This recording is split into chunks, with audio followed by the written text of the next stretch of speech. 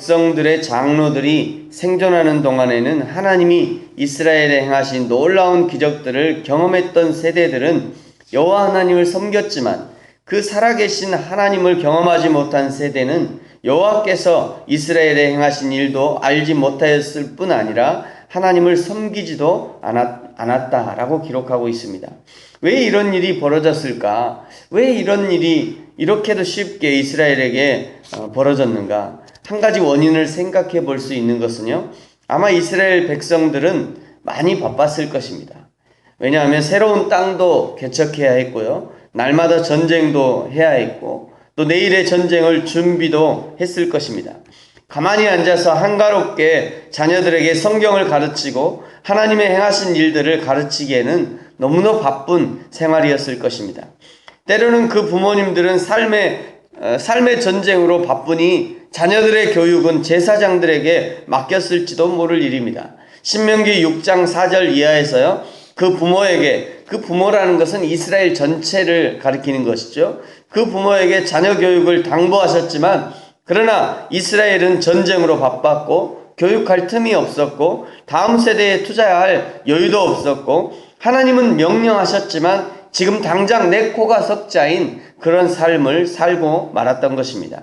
이것이 이스라엘 영적 실패의 원인이라고 말씀하는 것입니다. 적어도 여호수아와 장로들이 사는 날 동안에는 티가 나지 않았습니다.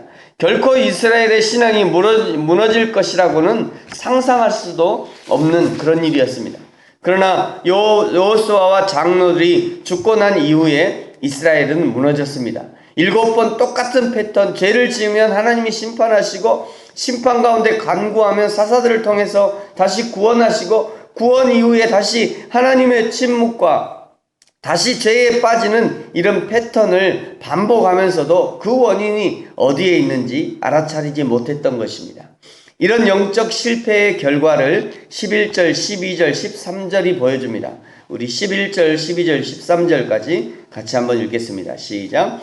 이스라엘 자손이 여호와의 목전에 악을 행하여 바알들을 섬기며 애굽 땅에서 그들을 인도하여 내신 그들의 조상들의 하나님 여호와를 버리고 다른 신들 곧 그들의 주위에 있는 백성의 신들을 따라 그들에게 절하여 여호와를 진노하게 하였으되, 곧 그들이 여호와를 버리고 바알과 아스타롯을 섬겼으므로. 아멘. 하나님을 잃어버린 세대의 결과는 너무도 참혹합니다. 바알과 아스타롯 그리고 많은 우상들을 섬긴 것이 그것입니다.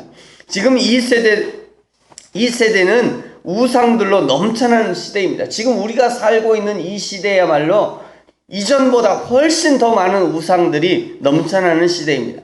학력이 우상이 됩니다. 돈이 우상이 되지요. 인맥이 우상이 됩니다. 직장이 우상이 되어집니다. 건강이 우상이 됩니다. 학업이 우상입니다. 자녀들이 하나님보다 더 위에 있습니다. 학원이 교회보다 더 위에 있는 시대입니다.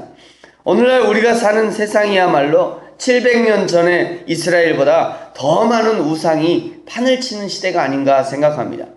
결국 이 우상이 판치는 세상 속에서 하나님을 섬기지 않고 하나님을 잃어버리고 하나님 대신 우상을 섬긴 이스라엘 백성들을 향한 하나님의 심판은요, 14절에 보시면 여호와께서 이스라엘에 진노하시고 또 노략하는 자의 손에 넘겨주시고 이스라엘 백성이 노략을 당하게 하시고 또 주위에 있는 모든 대적의 손에 팔아 넘기시고 이스라엘 백성이 다시는 대적을 당하지 못하게 하셨다 말씀합니다. 15절 이스라엘 백성이 어디로 가든지 재앙을 내리셨고 이스라엘의 괴로움이 심하게 되었다 말씀합니다. 이 얼마나 처참한 상황입니까? 때로는 하나님을 떠나면 편할 것 같습니다. 새벽에 안 일어나도 되고요, 수요일 저녁에 쉬어도 되고, 동료들과 함께 그냥 이렇게 즐거운 시간을 갖기도 하고, 금요일 저녁이면 불타는 금요일이라고 주말을 즐기기도 하고, 주일 아침부터 일찍 서두르지 않아도 되고요, 하나님을 떠나면 잠시 일시적으로 세상을 다 얻은 것 같은 그런 즐거움을 맛보기도 하지만 그것은 오래가지 않습니다. 한 달만 그렇게 살아보십시오. 그냥 악한 사단이요, 우리의 숨통을 조여오는 것을 느끼게 될 것입니다. 단 한 주만 그렇게 살아도 그런 느낌을 받아야 정상인 것이죠. 그런데 어떤 사람은 한 달이 아니라 이미 수개월, 수년을 그렇게 살아도 아무런 느낌을 받지 못하는 사람들이 있습니다. 마치 그렇게 멀리 떨어져서 교회를 심판하고 교회를 판단하고 기독교 신앙에 깊이 빠지지 않은 것을 다행으로 생각하는 그런 사람들도 있을 수 있습니다. 그런 사람은 이미 사단의 손에 넘어가서 중독이 된 상태라고 보면 될 것 같습니다. 사랑하는 성도 여러분, 저와 여러분의 지금 상태는 어떤 상태입니까? 날마다 생명과 성령의 법 안에 있고 예수 그리스도 안에 있는 것을 기뻐하고 즐거워하는 저와 여러분이 되어지기를 예수님의 이름으로 축복합니다. 이스라엘이 하나님을 버리고 우상을 숭배하는 죄에 빠져 있었지만 그러나 하나님은 결코 그들을 포기하지 아니하시고 구원하시기를 작정하셨습니다. 16절부터 이제 19절까지 이 사사기에 등장하는 이스라엘의 악과 재앙의 악순환을 그대로 보여주고 있는데요. 16절에 보시면 여호와 하나님이 사사를 세우사 이스라엘을 구원하게 하셨다 말씀합니다. 17절 그러나 이스라엘이 순종하지 아니하고 오히려 다른 신들을 따라 음행하고 조상의 길로 가지 않았습니다. 18절 하나님이 이스라엘을 대적의 손에 붙이시고 압박하고 괴롭게 하며 그들을 슬피 울고 부르짖어 여호와께 구원을 요청하면 하나님이 뜻을 돌이키사 이스라엘을 다시 구원해 주셨습니다. 19절 그러나 사사가 죽고 나면 그들의 조상보다 더욱 타락하고 패역한 길을 가게 됩니다. 왜 하나님은 이 악의 순환 속에 그냥 이스라엘을 내버려 두셨는가? 우상이 득실거리는 이 세상 가운데 하나님의 백성들을 여전히 살게 하셨는가? 그 이유를 22절이 말씀합니다. 우리 22절 같이 한번 읽겠습니다. 시작.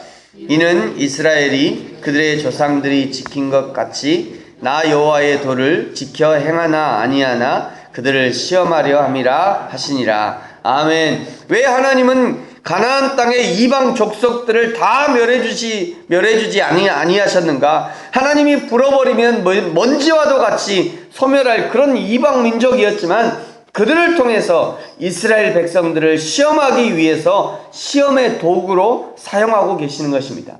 이스라엘이 얼마나 하나님을 사랑하는지, 이스라엘이 변치 않고 하나님을 경외하는지 시험하기 위해서 하나님이 그 이방 민족들을 허락해 주신 것입니다.